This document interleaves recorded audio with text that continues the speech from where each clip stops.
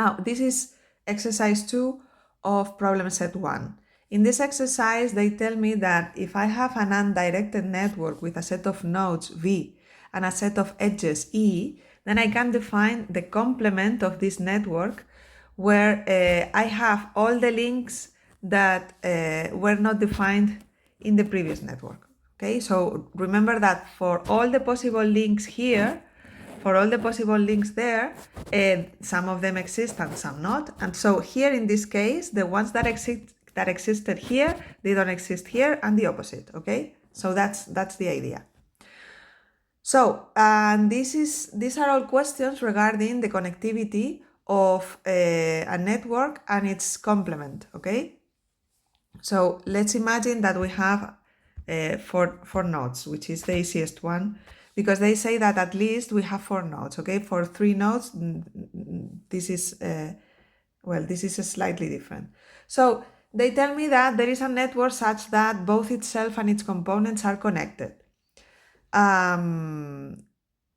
Okay, so remember that this has these statements that they're telling me. We have to say if they are true or false for networks of at least 4 nodes. Okay, so let's see what happens with a network with 4 nodes. So in this case, they're telling me that there is a network such that both itself and its components are connected. So if I have this network, for both to be connected, remember that there has to be a path that links all nodes to every other node. So in this case, what I could do maybe is to try and use the smallest number of edges in order to build a network. Okay, so I can define that network. In this network, which is a line network, all nodes are connected. Okay, but what happens now with the complement of this network? Okay, so the complement is going to have all the links that they don't exist here. So we have this link, we have also this link, and we have these links. This link. So there is no other link here. Okay, and we can see that this complement network is also connected because I can go from this node to all other nodes. So these two are connected networks. So in the case with 4 nodes, we can do that. Can we generalize this idea? I mean, can we build first a line network? Okay, first a line network, something like this, and then use another way of joining these links? Well, we can. For instance, if let's put all the nodes in a circle. Okay, so we are going to do something like this, and here there are more nodes. Okay, so this is something general. So we are going to use a line. Okay, so we are going to build a line network, which is something like this, remember? Okay, and so on and so on. But we are not going to include the last node. Okay, sorry. So if this is the last node, okay, so it is not going to be included. I mean, it's not going to be a ring, only a line. Okay, so here we have also more connections. And if we do that, we have a lot of links that are not that we haven't used. And what we could do is to use a 2 hops. Okay, so we could hop, instead of going linking all of them, we could go one by one. I mean, just skipping one node each time. Okay, so if we have a paired number of nodes, like in this case, then what we can do is to join these 2 together and also use this. Sorry, I think it's better if I just write an example with 5 nodes and with 6 nodes so you can understand what I say. So let's write an example with 5 nodes. So with 5 nodes, I have something like this. Now, the not ring but line, okay, network with something like this would be something like this. So I have this gap here. Okay, so this is a gap. But now what I can do is to choose to join this node to if this is node 1 and this is node 2 and 3, 4 and 5. So 1 goes with 3, 3 goes with 5, 5 goes with 2, 2 goes with 4, and now we are all connected, okay? If we wanted to close this one, we could close it, but it's not necessary, okay? So that is, this is inside the complement graph of the original one, okay? This is inside this graph, because this graph it also has that line, okay? So there we have all the possibilities, okay? So here we have all the links that were not in the previous network, and this is the case with 5 nodes, okay? Remember that it was connected only with the ones jumping two at a time. But what we can do is to do, if we have an even number of nodes, like in the case of 4 nodes, but let's do it with 6 nodes, okay? So we have here an hexagon. So what we can do is exactly the same as before. We are going to do a line network. Okay, this is the line network, and now we are going to draw.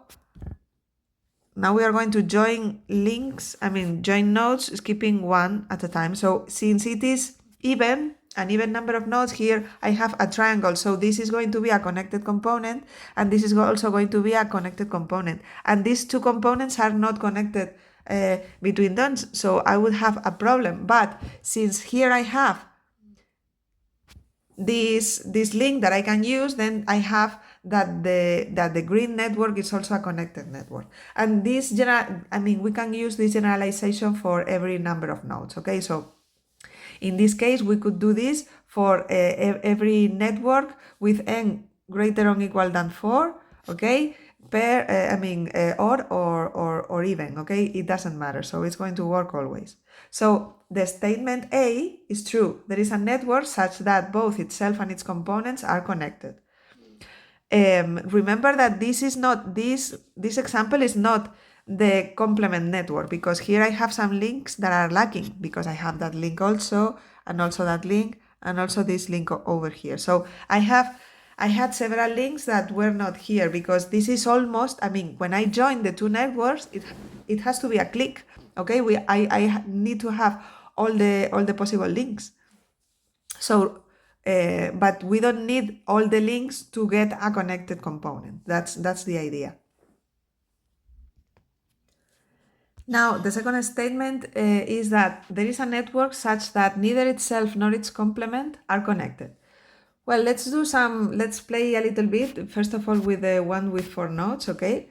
So let's see if we can find a network that neither itself nor its complement are connected. So if we don't have a connected network, then we must have some isolated nodes, or maybe some nodes which are connected only to some other nodes which are not connected to the rest, okay? So let's see, in this case, for instance, if I isolate that node, then this is what I obtain, okay? Sorry for this is not very well drawn, okay? So this is going to be a disconnected network, but when I plot the missing links, okay, the missing links, sorry, are this one, and also this one. So I have that the complement network is a connected network. So this is not the case. In fact, every time that I try to, if I try to do this also with a 1, 2, 3, 4, 5, well, 4, 5. If I try to do this with another network, in this case with 5 nodes, if I only leave one node, I make a click with the rest of the nodes, okay? So, we can understand that the more connections has one network, the less connections has the complement. So the idea is to increment the number of connections of the original network, but making it disconnected, so that when I make the complement, it's also disconnected. But the point is that if I isolate one node, then this node, I can make a start from this node. Okay, so if the complement network is going to be a star. So in this case, what we have is that if I isolate just one node, this is not going to work. Maybe if I isolate more than one node, but I don't think so. The problem is that it is very simple to find a counterexample, but it's not easy to demonstrate something, because demonstrating that this is wrong, it means demonstrating that there is no such a network, that neither itself nor its complement are connected. But another way of doing it is using the result of exercise 3. So in exercise 3, you remember that if we had two components in a network, so imagine that we have a disconnected network, then I can always relabel the nodes so that the adjacency matrix, it's something like this, okay? So it's something like this with an adjacency matrix here and another adjacency matrix here. And the point is that, and here I have a column of zeros, okay? So all these are zeros and all these are zeros. So there is a row here where I have all zeros, at least a row, okay? And a column also.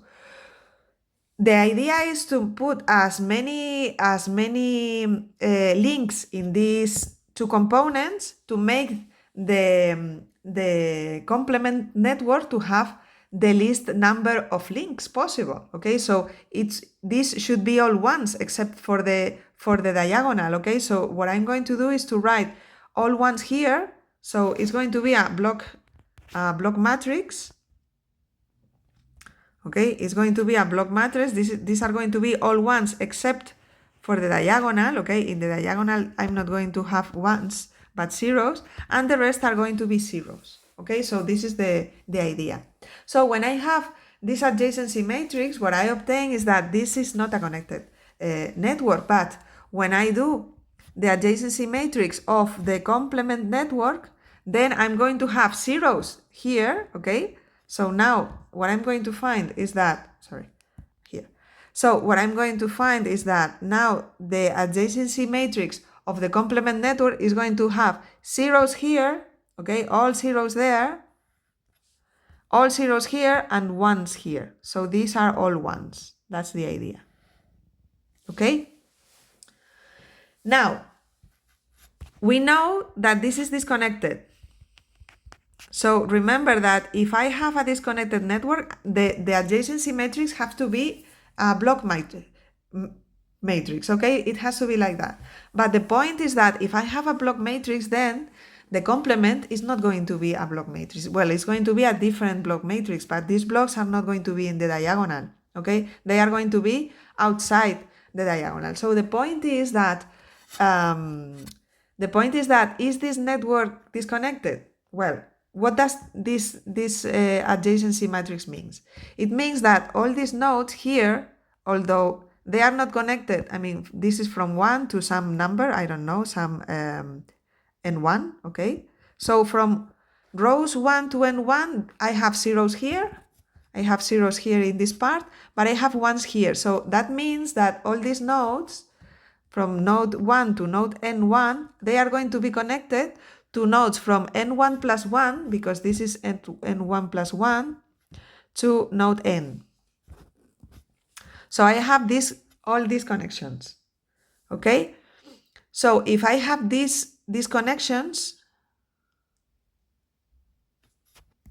so this means that all these nodes are going to be connected, nodes from 1 to n1 are going to be connected to nodes from n1 plus 1 to node n, okay?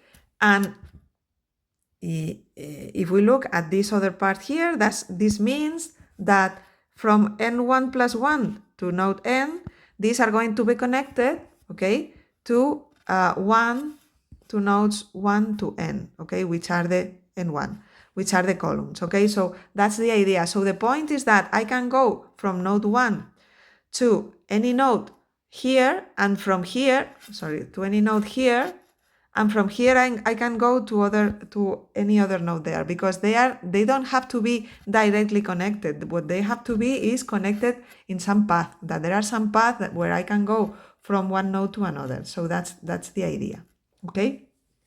In fact, if you multiply A times itself, it's another block matrix, okay? And this is going to give you something which is 1 1, 0, and 0, 1. Well, yes, more or less, okay? When I write here 1 is something different from 0. So this is the idea. The idea is that on the second step, okay, after 2 steps, I can go back to any of the nodes in this region, and also here. So I can go to every other node in the network. So it is not possible what they say, okay? So there is no network such that neither itself nor its complement are connected.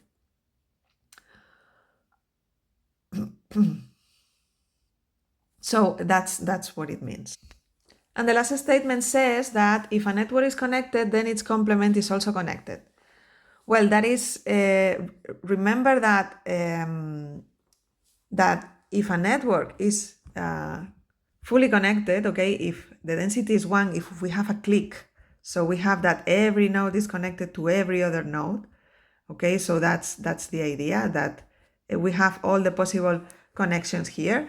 Then the complement has to be no edges, okay? So if we start with density equal to 1 for the original network, then the complement must have density equal to 0. That means that we have no links.